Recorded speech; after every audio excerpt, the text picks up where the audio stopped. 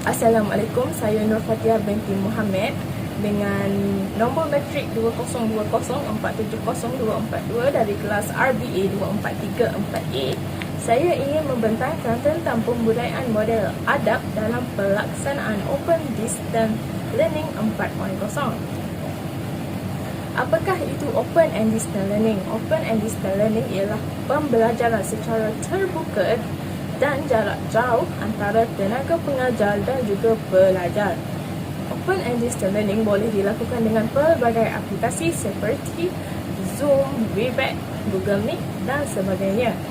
Oleh itu, pihak UiTM ingin membudayakan model adab di dalam Open and Distance Learning dengan lebih terkesan. Pembudayaan model adab dalam Open and Distance Learning dapat dilakukan pensyarah dengan 7 langkah penyampaian, iaitu Seed, Digest, Synthesize, Create, Connect, Reflect dan Value and Expand.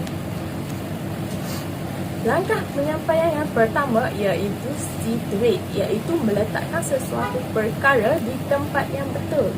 Langkah yang kedua ialah Digest. Pelajar dapat menghadamkan ilmu yang diajar oleh pensyarah.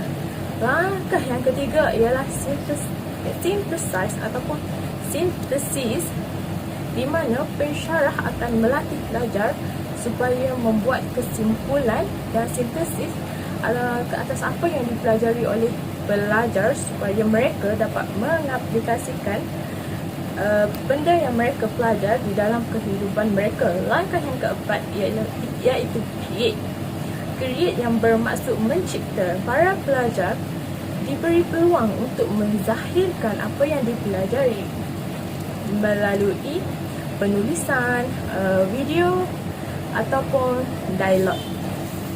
Langkah yang kelima ialah Connect yang bermaksud berhubung.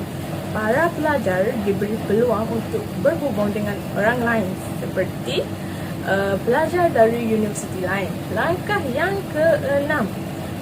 keenam ialah refleks yang bermaksud refleksi. Pelajar perlu membuat refleksi mengenai perkara yang telah dipelajari oleh mereka. Langkah yang terakhir ialah value and extend yang bermaksud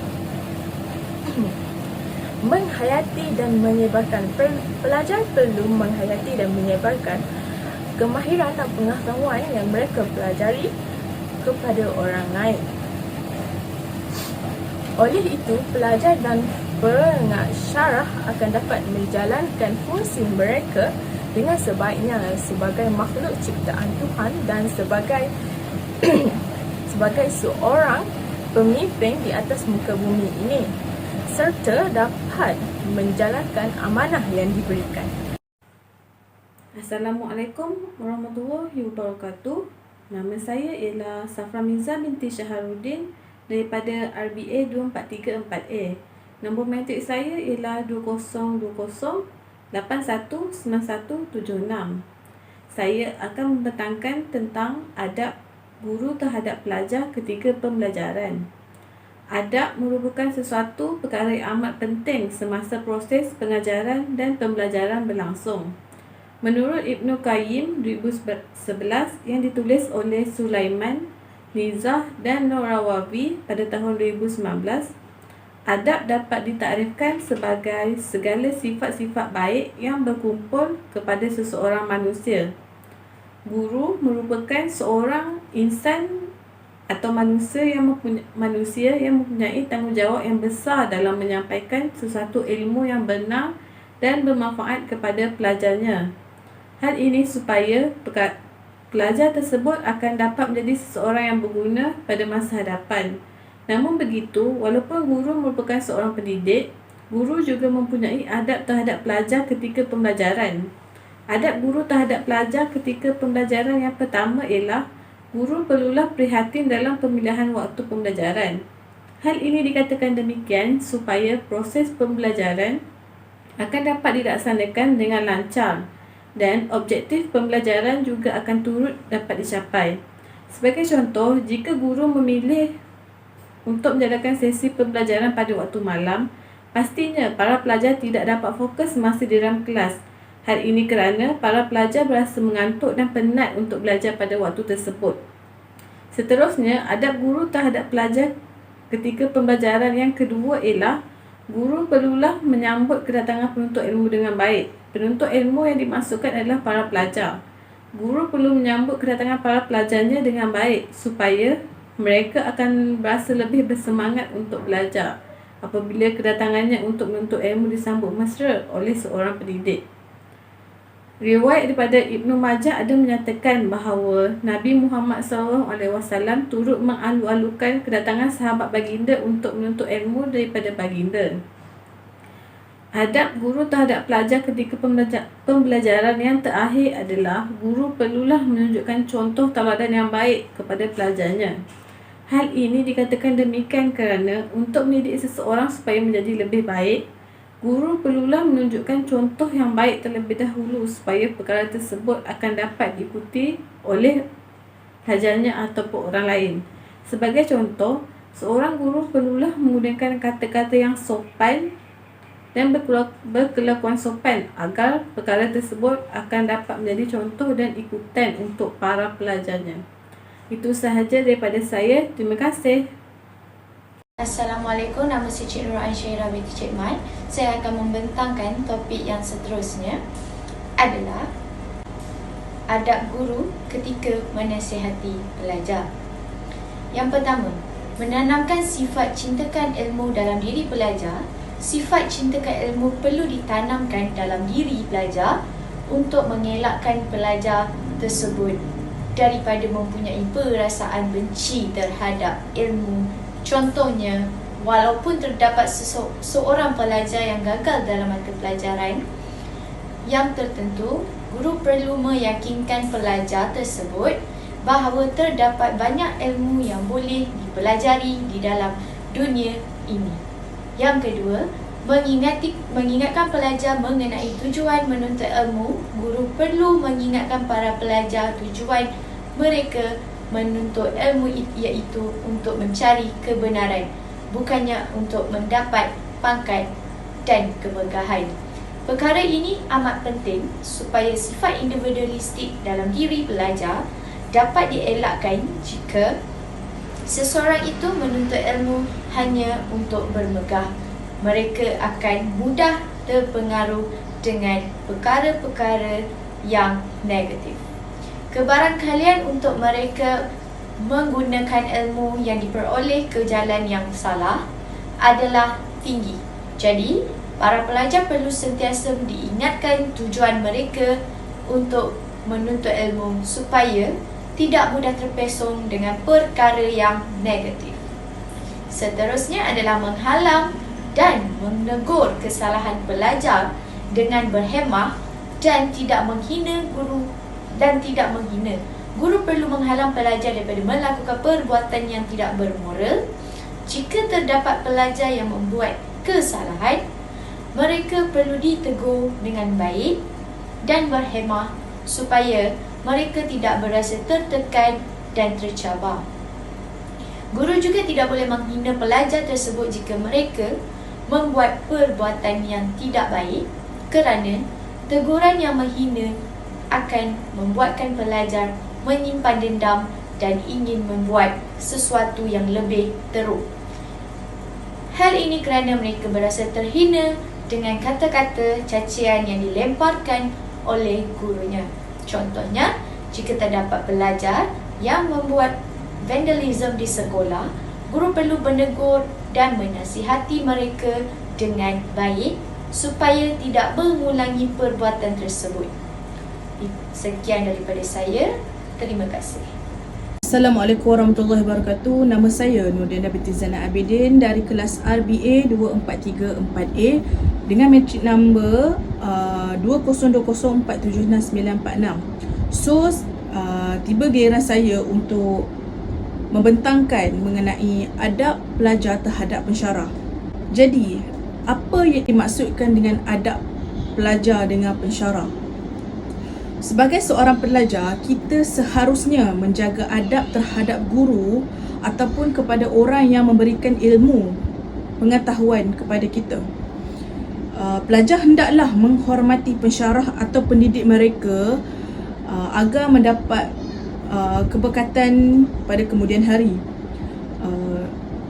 Imam Syafi'i berkata, apabila saya membuka helaian halaman kitab di hadapan Imam Malik, saya buka dengan perlahan kerana bimbang Imam Malik akan mendengarnya. Ini menunjukkan bagaimana para ulama menjaga adab terhadap guru mereka agar dikurniakan keberkatan semasa menimba ilmu. Adab yang pertama ialah menghormati pensyarah melalui tutur kata dan tingkah laku yang baik. Semua pelajar hendaklah menjaga setiap pertuturan kata dan tingkah laku agar tidak menyinggung perasaan pensyarah, kerana kita harus menghormati orang yang mendidik dan mencurahkan ilmu kepada kita. Sebagai contoh, semasa sesi kuliah bersama pensyarah dijalankan, pelajar haruslah menjaga tutur kata dan tingkah laku sebagai seorang pelajar, seperti tidak membuat bising dan makan ketika berada dalam kelas. Yang kedua, menepati masa dan menghormati pensyarahnya. Pelajar hendaklah menepati masa dan sentiasa bersedia untuk menuntut ilmu agar pensyarah rasa dihormati sebagai seorang pendidik. Contohnya, pelajar yang menghadiri kuliah lewat dengan alasan yang tidak munasabah akan menyebabkan pensyarah berkecil hati, kerana pelajar seharusnya mengambil serius terhadap jadual kelasnya supaya dapat menghadiri kelas pada waktu yang ditetapkan. Yang ketiga, menghormati ruang kerja pensyarah. Kuliah secara atas talian diadakan menerusi aplikasi Zoom, Webex, Google Meet dan sebagainya. Kelas melalui aplikasi ini merupakan ruang kerja pensyarah yang pelajar harus hormati. Sebagai contoh, ketika menghadiri kuliah, para pelajar hendaklah peka terhadap sekeliling seperti sentiasa menutup mikrofon dan hanya buka apabila ditanya soalan agar tidak mengganggu pensyarah ketika mengajar. Seterusnya, komited tekun dalam pelajaran. Sepanjang kuliah berlangsung, pelajar seharusnya memberikan komitmen sepenuhnya kepada kelas bagi setiap subjek agar tidak ketinggalan dalam pembelajaran. Sebagai contoh, pelajar tidak boleh terlepas kelas ataupun tinggal kelas tanpa sebab yang munasabah, kerana ini akan menjejaskan pembelajaran pelajar. Yang kelima, sentiasa berterima kasih kepada pensyarah. Ucapan terima kasih daripada pelajar secara tidak langsung dapat menjadikan pensyarah rasa dihargai. Sebagai contoh, selepas pensyarah selesai mengajar, budayakan dengan ucapan terima kasih kepada pensyarah sebelum keluar daripada kelas. Yang keenam pula, mengutamakan pensyarah dalam pembelajarannya agar memperoleh barakah dalam ilmu dan kehidupannya. Sebagai seorang pelajar, adalah menjadi kewajipan untuk mengutamakan pensyarah dalam pelajaran agar memperoleh keberkatan. Apabila pelajar tidak memahami sesuatu perkara yang diajar semasa pembelajaran berlangsung, pelajar hendaklah bertanya kepada pensyarah, bukannya mencari sumber lain terlebih dahulu. Selain daripada itu, menjaga kebersihan dan kekemasan diri di hadapan pensyarah. Sebelum kelas dimulakan, pelajar hendaklah bersiap terlebih dahulu sebelum memasuki kelas, seperti mandi, memakai baju dan kemas dan sikat rambut serta memakai tudung bagi pelajar perempuan. Kebersihan diri amat penting, terutama semasa hendak memulakan pelajaran agar pelajar dapat belajar dengan keadaan yang selesa. Akhir sekali, tidak segan bertanya dan tidak menyampuk tanpa izin. Apabila pensyarah bertanya kepada pelajar jika ada soalan yang ingin ditanya, pastinya jawapannya tidak ada. Ramai pelajar tidak faham sesuatu topik yang diajar oleh pensyarah lalu segan untuk bertanyakan soalan. Sikap ini terjadi apabila ada perasaan kurang yakin pada diri setiap pelajar. Kita sebagai pelajar hendaklah tidak segan bertanya dan tidak menyampuk tanpa izin jika pensyarah sedang mengajar. Sekian dari saya. Assalamualaikum warahmatullahi wabarakatuh. Assalamualaikum warahmatullahi wabarakatuh. Nama saya Nur Faika binti Zazif daripada RBA 243-4A. Nombor matrik saya ialah 2020473722 dan di sini saya akan menerangkan tentang adab pelajar terhadap dirinya sendiri semasa dalam proses pembelajaran. Adab yang kedua ialah membersihkan diri daripada sifat-sifat tercela dan kerendahan budi. Sebagai contoh, sifat tercela ialah pentingkan diri dan khianat. Kesannya, pelajar akan menjadi lebih tenang dan mudah untuk menerima segala ilmu yang dipelajari. Bukan itu sahaja, berdasarkan ilmu Basharum B, pelajar seharusnya menghindari sifat khianat dalam melakukan segala tugasan supaya ilmu yang diperoleh mendapat berkat. Seterusnya, pelajar perlu berusaha menanam rasa cinta akan ilmu. Pelajar yang cinta akan ilmu akan melahirkan insan yang berkualiti. Sebagai contohnya, seorang pelajar sentiasa berusaha untuk terus mencari ilmu dari segala aspek, sama ada secara atas talian maupun di sekeliling demi menambah pengetahuan diri. Semakin banyak ilmu yang diperolehi, maka semakin banyaklah potensi seseorang pelajar untuk belajar di dunia maupun di akhirat. Adab yang keempat ialah sentiasa memelihara diri dari tutur kata dan perilaku yang tidak baik.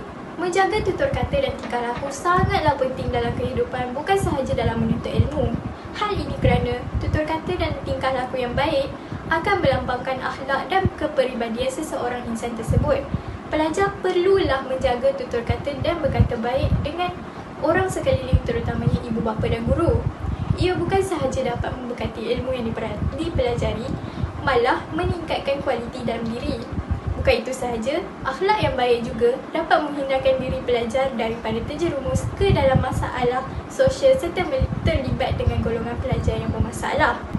Adab yang kelima pula ialah membahagikan masa untuk belajar dengan sebaik-baiknya. Masa adalah faktor yang sangat penting dalam memajukan kualiti diri. Hal ini kerana kita tidak dapat mengundur kembali masa yang telah digunakan. Pelajar perlu bijak menguruskan masa. Sebagai contohnya, penyusunan jadual sangat penting bagi membolehkan masa dapat diurus dengan sempurna. Sekiranya pelajar gagal untuk membahagikan masa dengan elok, ia akan menyebabkan waktu pembelajaran tidak seimbang, tidak mempunyai masa yang cukup untuk belajar dan menjejaskan pelajaran. Fokus dan tidak leka dengan hal-hal lain juga merupakan adab pelajar terhadap dirinya. Masalah ini kerap berlaku terutamanya semasa pembelajaran secara atas talian. Pesyarat tidak dapat memantau tingkah laku para pelajar mereka secara atas talian. Hal ini kerana mereka masing-masing berada di tempat yang berlainan. Akibatnya, pelajar tidak akan faham apa yang diajar kerana tidak dapat menumpukan sepenuh perhatian. Selain itu, pelajar haruslah menghindari kemalasan dan perkara yang memberi kesan negatif kepada ilmunya. Kita dapat lihat bahawa pembelajaran secara atas talian sangatlah berbeza dengan pembelajaran secara bersemuka. Ia menyebabkan pelajar berasa malas dan terikut dengan perkara yang dapat memberi kesan buruk kepada pelajar. Oleh itu, pelajar tiada motivasi dan tidak bersedia untuk belajar. Oleh itu, pelajar perlulah mempunyai matlamat yang jelas agar mereka sentiasa fokus tentang masa depan mereka. Pelajar seharusnya menjauhi dari penyakit hati seperti sombong, dengki dan pentingkan diri. Ciri-ciri pelajar yang baik ialah mempunyai hati yang bersih. Pelajar perlulah menghindari diri dari penyakit hati ini. Sekiranya tidak dihindari, ia akan mendatangkan masalah kepada diri sendiri kelak.